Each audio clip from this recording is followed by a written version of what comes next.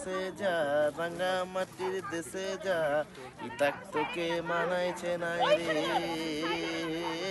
একেবারে মানাইছে নাই রে।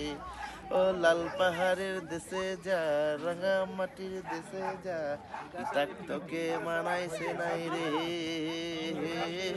একেবারে মানাইছে নাই রে। আমরা এখানে একটা টি গার্ডেনে আসছি।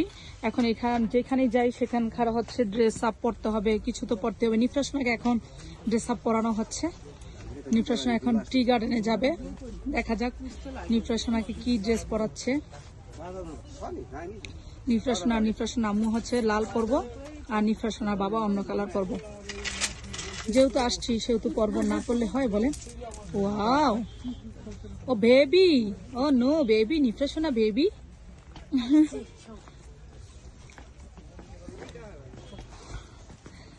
আম্মু দিকে তাকাও, আম্মু দিকে তাকাও বাবা, আম্মু এদিকে তাকাও। মনে হচ্ছে নিফরার বাবা পড়তেছে। আমরা হচ্ছে আসছি, না পড়লে কেমন লাগে বলেন? যেখানে যাই সেখানকার একটা ড্রেস আপ না পড়লে ভালো লাগে না, মানে আমার কাছে এটা মনে হয়। এটা একটা কি বলে, এটা হচ্ছে এখানকার ট্রেডিশনাল। সো এই কারণে একটু পরবো, জাস্ট পিকচার তোলার জন্য। আম্মু দেখি, তুমি সামনে আগে বাড়াও, আগে আসো। মেয়ে পড়ছে, এখন মেয়ের বাবা পড়তেছে। ও নো,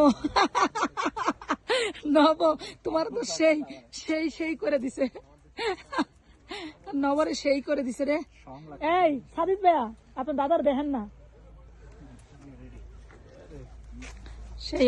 হ্যালো এভরিওয়ান, আসসালামু আলাইকুম। কি অবস্থা, সবাই কেমন আছেন? দার্জিলিংয়ে গিয়েছিলাম, আর দার্জিলিংয়ের ট্রেডিশনাল ড্রেস পরবো না তা কি হয় বলেন?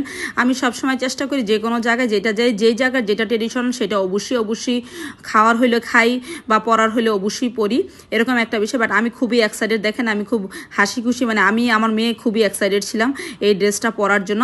বাট আমরা হচ্ছে সিকিমে পড়তে চাচ্ছিলাম, নব ওইখানে না করছে, বলে একবারে হচ্ছে দার্জিলিং গিয়ে পড়ো, তো এই জন্য দার্জিলিং এসে পড়লাম। মেয়েদের জন্য দুইটা কালার ছিল, ছেলেদের জন্য আলাদা কালার। এই যে আমি খুব খুশি, দেখেন। আর ওরা এত সুন্দর করে পরায় দেয়। এগুলো হচ্ছে 150 রুপি করে আমাদের কাছে ভাড়া দিয়েছিল 1 ঘন্টার জন্য, এরকম আর কি, ঘন্টা হিসাব করে 150 রুপি করে ভাড়া দেয়। আমার মেয়ে তো হচ্ছে তার আগের দিন আমরা একটা জায়গায় ঘুরতে গেছিলাম, ওইখান থেকে দেখার পর থেকে ও ওইখান থেকে পড়তে চাচ্ছিল, ওর বাবা দেয় নাই, মানে আমাদের সময় ছিল না, বলছে কালকে। এরপরে আমার মেয়ে তো রাতের থেকেই ঘুম হারাম হয়ে গেছে কখন এই ড্রেস পরবে, এরকম একটা বিষয়। তো যাই হোক, আলহামদুলিল্লাহ আমি খুবই এক্সাইটেড, নিফ্রো এক্সাইটেড ছিল, ওর বাবা হচ্ছে আমাকে আর মেয়েকে দেখে সেও মোটামুটি এক্সাইটেড। তো আলহামদুলিল্লাহ আমাদের সাথে একটা ভাইয়া ছিল, সাদিদ ভাইয়া। ভাইয়াকে বললাম, ভাইয়া আপনি হচ্ছে পড়েন না? হ্যাঁ পরবো না, হ্যাঁ খুব লজ্জা পাচ্ছিল, এরকম একটা বিষয়। এই যে এখন মা আর মেয়ে দুজনে মাথায় ঝুড়ি দিতেছি, এখন আমরা চা পাতা টোকাইতে যাব, মানে টি গার্ডেন ঢুকবো। তো আমার ভিডিওটা কেমন লাগছে অবশ্যই আপনারা কমেন্ট দিয়ে জানাবেন।